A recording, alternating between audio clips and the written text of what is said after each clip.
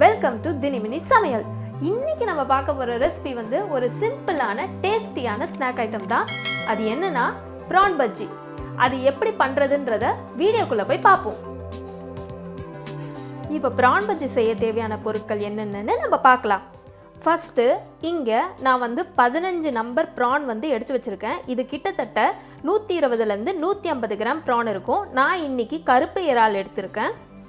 அதுக்கப்புறம் இந்த இறாலில் சேர்க்க வேண்டிய மசாலா ஐட்டங்கள் என்னென்னா, ஃபஸ்ட்டு மிளகாத்தூள் 1/2 டேபிள் ஸ்பூன், மல்லித்தூள் 3/4 டேபிள் ஸ்பூன், இஞ்சி பூண்டு விழுது 1/4 டீஸ்பூன், கொஞ்சம் போல் ஒரு பிஞ்ச் ஆஃப் மஞ்சத்தூள், அதுக்கப்புறம் கொஞ்சம் போல் மிளகுத்தூள். இந்த மிளகுத்தூள் வந்து வேணும்னா நீங்கள் சேர்த்துக்கலாம், இல்லைன்னா இதை ஸ்கிப் பண்ணிக்கலாம். அதுக்கப்புறம் உப்பு வந்து இங்கே நான் 1/4 டீஸ்பூன் தான் வச்சுருக்கேன். ஏற்கனவே 1/4 டீஸ்பூன் வந்து இதை போட்டு நான் வந்து பிசைஞ்சு வச்சுருக்கேன், பிரைண்ட் பண்ணி வச்சுருக்கேன். அப்போ தான் உங்களோட எறா பஜ்ஜி வந்து கொஞ்சம் நல்லா ஜூஸியாக இருக்கும்.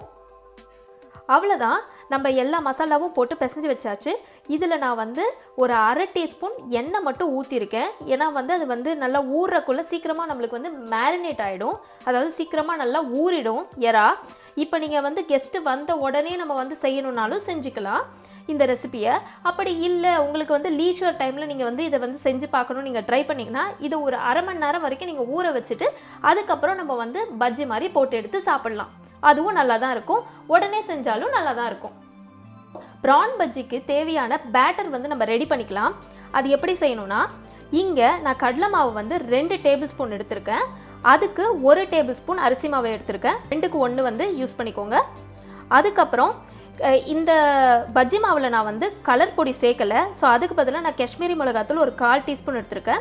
நம்ம வெறும் மிளகாத்தூள் 1/2 டீஸ்பூன் எடுத்திருக்கேன். 1/2 டீஸ்பூன் உப்பு, 1/4 டீஸ்பூன் இஞ்சி பூண்டு விழுது, கொஞ்சம் போல் பெருங்காயத்தூள். அதுக்கப்புறம் இதில் வந்து நான் வந்து சும்மா ஒரு 1/4 டீஸ்பூனுக்கும் கம்மியாக நான் வந்து சோம்பு வந்து நல்லா சேர்த்துருக்கேன். இது வந்து ஒரு எக்ஸ்ட்ரா ஃப்ளேவர் கொடுக்கும் நம்ம ப்ரான் பஜ்ஜிக்கு. இதை வந்து இப்போ நம்ம வந்து தண்ணி ஊற்றி ஒரு திக்கான பேட்டராக வந்து கலந்து எடுத்துப்போம். நம்மளோட பஜ்ஜி மாவு ரெடி ஆகிடுச்சு. இப்போ நம்ம வந்து ப்ரான் பஜ்ஜியை போட்டு எடுத்துடலாம். நான் ப்ரான் பஜ்ஜி இப்போ போடுறதுக்கு எண்ணெயை வந்து சூடு பண்ண வச்சுட்டேன். இது வந்து மிதமான சூடு தான் இருக்கணும். ரொம்ப ஹை ஃப்ளேம் வச்சுட்டிங்கன்னா நம்ம ப்ரான் பஜ்ஜியில் வெளியே இருக்க கோட்டிங் மட்டும் செவந்து போயிடும், உள்ளார ப்ரான் வந்து வேகாது. ஸோ அதனால் மீடியம் ஃப்ளேமில் இருக்கிற மாதிரி பார்த்துக்கோங்க. வாங்க பஜ்ஜி போட்டுடலாம். பஜ்ஜி போடக்குள்ள நிறையா போட்டுறாதீங்க பேனில், அப்போ ஒன்றோடு ஒன்று ஒட்டிக்கும். ஸோ அதனால் ஒரு 4 இல்லை 5 மட்டும் போடுங்க, எண்ணெய்க்கு தகுந்தா போல்.